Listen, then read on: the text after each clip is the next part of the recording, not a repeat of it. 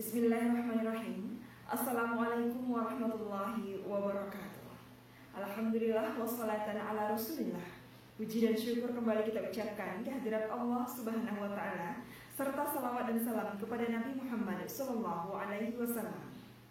Kembali lagi di channel YouTube Sekapur Siri dalam konten kajian mengenal wakaf bagian ke-6. Kami ucapkan terima kasih kepada para sahabat yang telah menyaksikan kajian mengenal wakaf ini dari episode pertama. Dan bagi yang belum menyaksikan, kami berharap untuk dapat menyaksikannya karena ini adalah kajian yang berkelanjutan. Semoga semua kajian-kajian mengenal wakaf ini dapat menambah khazanah literasi tentang perwakafan.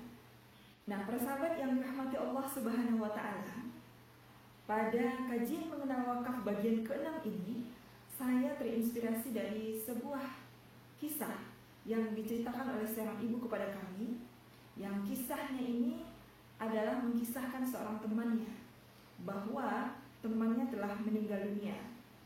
Namun sebelum dia meninggal dunia, dia berpesan kepada suaminya. Dan perlu diketahui bahwa temannya ini, ya si ibu ini, dia tidak memiliki anak. Nah, sebelum meninggal, si istri ini, ya si ibu ini, dia berpesan kepada suaminya agar nanti setelah suaminya meninggal dan agar dapat mewakafkan rumah yang ia tempati ini untuk keperluan masjid yang ada di dekat rumahnya. Nah, melalui si ibu ini, beliau bertanya kepada kami bagaimana cara wakaf dengan wasiat ini. Nah, para sahabat yang dirahmati Allah, untuk itu pada kajian mengenal wakaf bagian ke-6 ini, kita akan membahas mengenai wakaf dengan wasiat. Para sahabat, mungkin banyak juga yang bertanya, bagaimana cara wakaf dengan wasiat ini? Karena kalau kita lihat penyajian atau ulasan-ulasan kita sebelum-sebelumnya, bahwa si wakif itu harus mengungkapkan akad atau ikrarnya ketika dia akan mewakafkan harta benda miliknya. Namun, ketika si wakif meninggal dunia, tentu dia tidak bisa lagi mengikrarkan sigat atau akad wakafnya. Nah, bagaimana caranya agar wakaf ini dapat terlaksana sesuai dengan wasiat orang yang telah meninggal? Nah, untuk itu, mari kita dengarkan penjelasan berikut ini. Para sahabat yang dirahmati Allah, permasalahan wakaf dengan wasiat ini melibatkan dua produk hukum, yaitu wakaf dan wasiat. Wakaf yang dilakukan melalui wasiat, maka wakafnya diperlakukan seperti halnya wasiat. Oleh karena itu, pelaksanaan wakaf harus memperhatikan beberapa prinsip, yaitu pertama, harta peninggalan jenazah harus diambil terlebih dahulu untuk kepentingan pengurusan jenazah, seperti biaya mengkafani dan biaya pemakaman. Kedua, setelah biaya pemakaman dikeluarkan, harus dilunasi dulu utang-hutang jenazah terlebih dahulu. Dan ketiga, dikeluarkanlah wasiat dari jenazah yang tidak lebih dari sepertiga harta yang tersisa. Kemudian, baru dibagi warisnya kepada yang berhak. Dalam pasal 24, bagian ke-9 tentang wakaf dengan wasiat menyebutkan bahwa wakaf dengan wasiat baik secara lisan maupun secara tertulis hanya dapat dilakukan apabila disaksikan oleh paling sedikit 2 orang saksi. Adapun saksi yang dimaksud harus memenuhi persyaratan sebagaimana disebutkan dalam pasal 20, yaitu A. Dewasa, B. Beragama Islam, C. Berakal sehat, dan D. Tidak terhalang melakukan perbuatan hukum. Berikutnya, di pasal 25 juga disebutkan bahwa harta benda wakaf yang diwakafkan dengan wasiat paling banyak hanya sepertiga dari jumlah harta warisan setelah dikurangi dengan utang wasiat. kecuali dengan persetujuan seluruh ahli waris.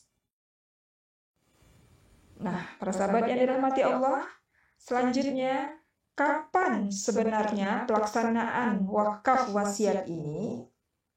Maka pada pasal 26 dijelaskan bahwa pertama, wakaf dengan wasiat dilaksanakan oleh penerima wasiat setelah pewasiat yang bersangkutan meninggal dunia. Yang kedua, penerima wasiat sebagaimana dimaksud pada ayat 1 bertindak sebagai kuasa si wakif.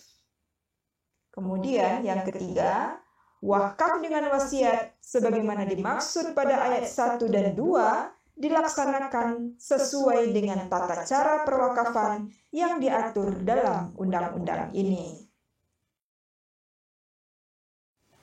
Nah, para sahabat yang dirahmati Allah, dengan demikian jelaslah apabila ada seseorang yang berwasiat untuk mewakafkan hartanya, maka pernyataan pewasiat untuk mewakafkan harta ini harus disampaikan di hadapan dua orang saksi.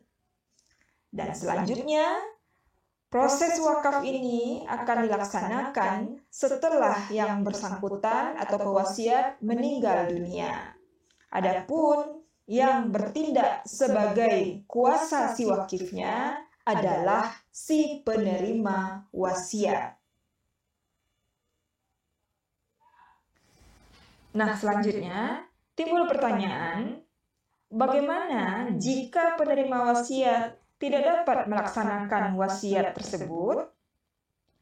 Maka dalam pasal 27 dibunyikan, dalam hal wakaf dengan wasiat tidak dilaksanakan oleh penerima wasiat, atas permintaan pihak yang berkepentingan, pengadilan dapat memerintahkan penerima wasiat yang bersangkutan untuk melaksanakan wasiat. Nah, jadi jika si penerima wasiat tidak dapat melaksanakan wakaf, maka akan diambil alih melalui proses pengadilan agama.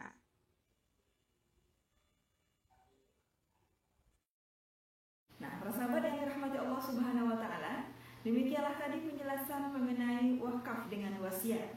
Bahwasanya wakaf dengan wasiat ini bisa dilaksanakan dengan catatan yang melaksanakan perwakafan itu adalah si penerima wasiat. Nah, baiklah para sahabat, mudah-mudahan ini dapat menambah pengetahuan kita jikalau nanti seandainya orang tua kita juga berwasiat untuk mewakafkan harta benda miliknya.